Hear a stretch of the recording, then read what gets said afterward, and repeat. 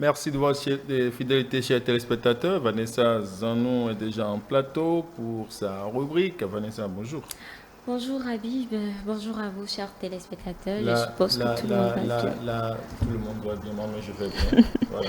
Quand vous ne vous en souciez pas, moi, je le revendique. Je suis tout avec vous. Alors, le bulletin des informations éducatives. Bien sûr, on va démarrer. Et déjà, il faut noter que du 29 au 31 mars, au centre communautaire IA va se tenir le salon des entreprises locales au profit des élèves et étudiants. Ce salon offre une plateforme idéale pour interagir avec divers professionnels et experts locaux, ce qui peut permettre quand même aux élèves et aux étudiants de découvrir de nouvelles perspectives de carrière et de nouer des contacts précieux pour leur avenir professionnel. Il faut ajouter également que cet événement est une initiative de Documenton. Et puis la campagne électorale pour les élections professionnelles sectorielles au ministère des Enseignements maternels et primaires a débuté ce mercredi 13 mars 2024 à minuit et pendant 15 jours, les 5 organisations syndicales en liste sont autorisées à rencontrer les personnels enseignants et administratifs de toutes catégories afin de présenter leur programme et solliciter le suffrage. Peu de temps avant le lancement officiel de la campagne, le ministre des Enseignements maternels Salimane Karimou a adressé quand même un message aux syndicats, candidats, militants et sympathisants. Il les encourage à mener une campagne électorale qui préserve notre harmonie et notre unité dans la paix. Hors de nos frontières, le 4e atelier du processus d'intégration du programme d'éducation sociale et financière dans les curricula à Burkina Faso s'est tenu le vendredi dernier à Ziniaré dans le cadre du projet promotion de l'accès des filles à un système éducatif et de formation professionnelle de qualité. Cette opérationnalisation des activités du projet implique l'intégration de modules en éducation sociale et financière dans les programmes d'enseignement du post-primaire et du secondaire au Burkina Faso. Et puis, ce sera tout pour ce bulletin d'information. Merci. Deuxième manche, nous allons parler des femmes au cœur de l'entrepreneuriat et nous avions prévu une bonne chronique à cet effet, n'est-ce pas Vanessa? Bien sûr, il faut commencer par le dire, hein, les femmes ont toujours été des actrices clés dans l'économie mondiale, mais leur contribution quand même a souvent été sous-estimée et sous-utilisée. Et donc, c'est justement pour ça que nous avons décidé de parler aujourd'hui sur ce plateau du leadership et l'entrepreneuriat féminin quand les femmes s'affirment. Et pour en parler, je suis avec Fifamé, Lauristicia, c'est ça, madame? Loris? Lauristia. Lauristia, voilà. Lauristia. Madame, bonjour. Elle est nutritionniste, hein, spécialiste. Bonjour. Bonjour madame. Bonjour. J'espère que vous allez bien. Je vais bien, merci. Et vous? Ça va super bien. Alors déjà, j'aimerais bien vous demander quels sont pour vous les défis auxquels les femmes entrepreneurs sont confrontées dans le domaine des affaires. Merci beaucoup. Les femmes dans le domaine des affaires sont confrontées à beaucoup de défis.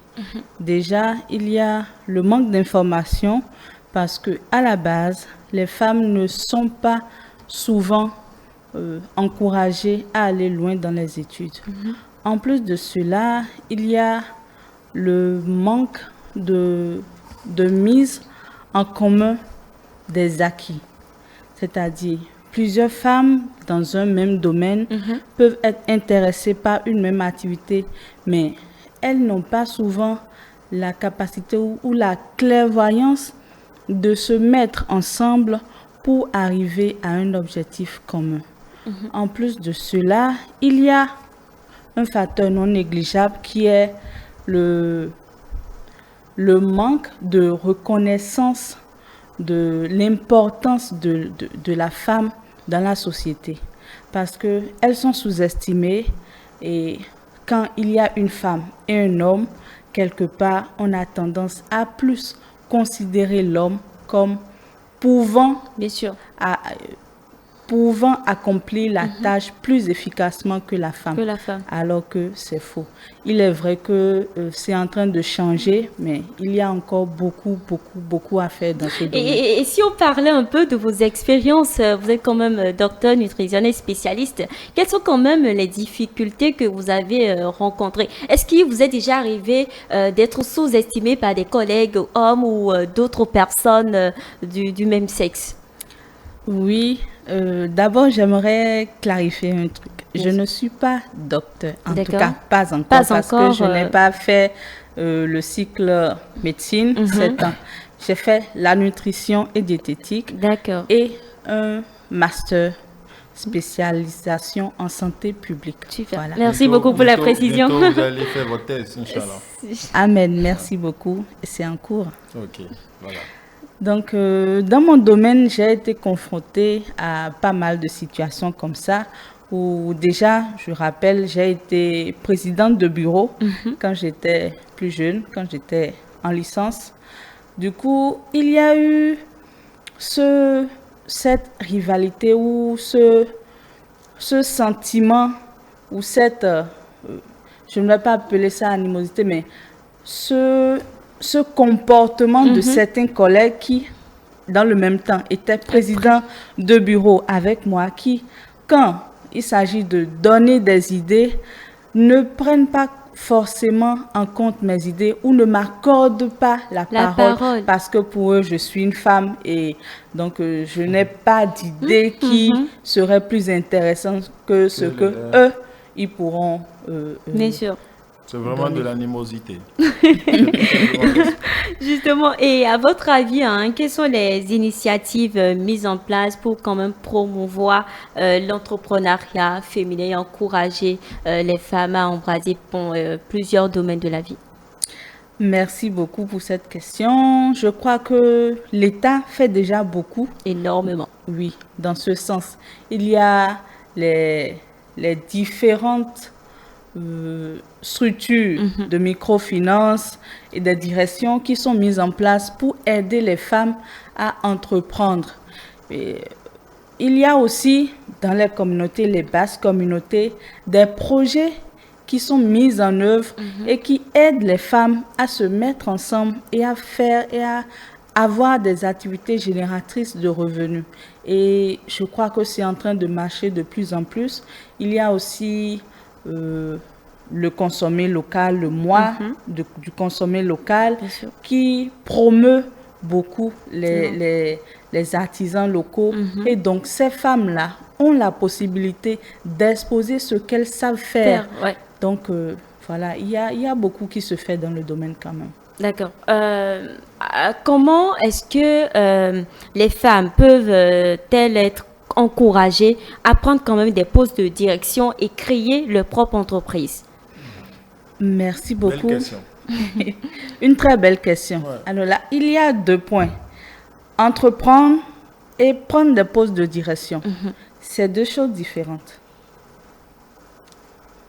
Ouais, allez-y. C'est 2 choses différentes. Pour entreprendre d'abord, il faut avoir un background. Il faut avoir des capacités en soi. Parce que j'ai envie de vendre de la tomate.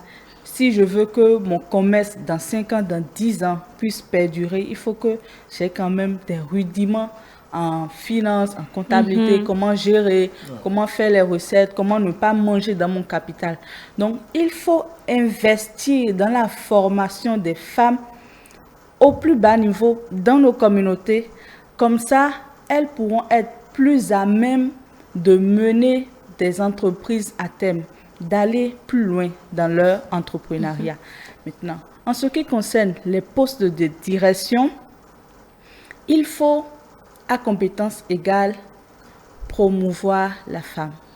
Ça se fait déjà dans certains endroits, mais il reste encore à faire.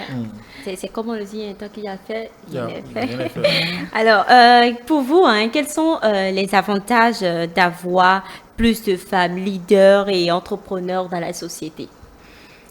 C'est une thèse. Plus de femmes leaders dans la société, plus de femmes entrepreneurs dans la société, il faut que les hommes qui sont les maris, les frères, les pères puissent laisser la main ou encourager les femmes qui sont dans leur milieu à aller plus loin. Si tu as ton commerce ou si tu vends dans ta boutique et que ton mari t'interdit ou te dit à partir de maintenant, tu ne vas plus vendre, tu restes à la maison, Je te paie ton salaire. Dis-moi tout ce que tu veux, tu l'auras. Là, c'est un frein. Ah bon? C'est un Comment? En quoi? C'est un vrai. C'est Elle un fait frein son à talent, bien l'entrepreneuriat. sûr. Parce que quand elle sera dans sa boutique, forcément, elle aura une ou deux personnes qui vont travailler avec elle. Donc, elle va payer un salaire et elle va aussi former ces gens-là à demain entreprendre. Donc, en Quel est coupant- l'objectif de l'entrepreneuriat? L'entrepreneuriat, Ouais. c'est pour s'épanouir soi-même Voilà. et faire Oui, et que avoir du d'autres bénéfice. personnes Et avoir du bénéfice. avoir du tout bénéfice. simplement. Non, Et- pas et- simplement. et- et- Pas simplement. Et ton On homme est épanoui. t'offre tout ce que tu as gagné sans rien faire, tout simplement. Ouais, pas que c'est. Non. Personne ne peut être heureux en restant chez lui. Hein. Mon malheur, c'est que je suis simplement. je suis encadré par deux dames qui ne veulent pas démordre, en fait. Je baisse la garde, je ne veux plus faire ce débat avec vous. Alors, on va laisser, vous allez laisser quelques mots à toutes ces femmes et toutes ces filles qui nous suivent, histoire quand même de les encourager à embraser ces chemins-là. Ouais. Et ce sera bien sûr votre mot de la fin. Ok. Merci beaucoup, Madame Vanessa. Alors, à toutes La les charmante femmes, Vanessa. à toutes les filles qui souhaitent entreprendre, je vous dis, n'ayez pas peur. Entreprenez N'ayez pas seulement. peur. N'ayez pas peur. Mais surtout, formez-vous. Informez-vous et formez-vous. Parce que si vous n'êtes pas informé de ce qu'il y a à faire et si vous ne vous formez pas en ce que vous voulez faire, il y a de fortes chances que vous échouez dans votre entreprise. Merci. Merci à vous. On n'en dira pas plus. Hein. Vanessa, je sais Informez. que vous entreprenez beaucoup. Vous ne dormez pas. Je dors pas. Vous ne dormez pas. Je Tantôt dors vous êtes pas. dans la voix off, tantôt vous êtes dans le cinéma, tantôt vous êtes... Quand est-ce que vous allez vous reposer? Peut-être quand Dieu va me faire appel. Merci quand même pour tout ce que vous faites, Vanessa. Merci beaucoup. c'est moi. Vos c'est- efforts vont payer un jour, hein, tout Inch'Allah. simplement. Merci à vous également, madame, Je vous en pour ce prie. plateau que vous avez partagé avec nous. Chers téléspectateurs, merci beaucoup également. Nous allons retrouver la dernière rubrique de cette émission, c'est bien sûr Kiff numérique.